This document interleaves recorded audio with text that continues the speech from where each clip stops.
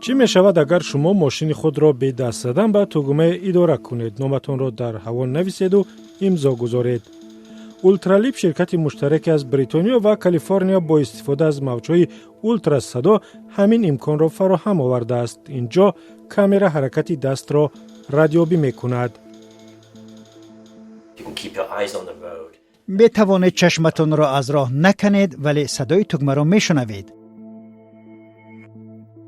اولترالیپ با آثارخانه و ماشین سازان و دیگران کار می کند که پرده های نوعیان توگمه دار بیافرد.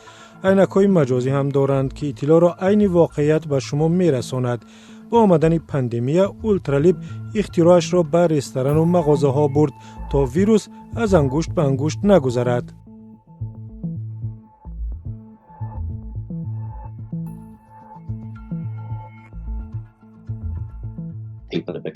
مردم حالا برای دست رساندن به هر چیز در داخل یا بیرون خانه حساس شدند. هنگام دست رساندن به آنچه که از آنها نیست احتیاط می‌کنند.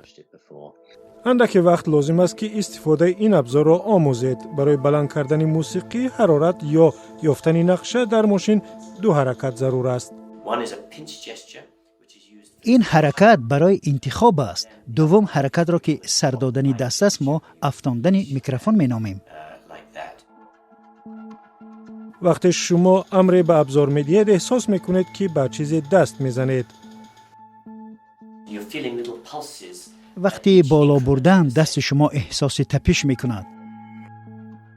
همین است راه نوی اداره ماشین ها به دست زدن و مثل امر افسونگری که چیزی را از دور و ناعیان به حرکت می‌درآورد.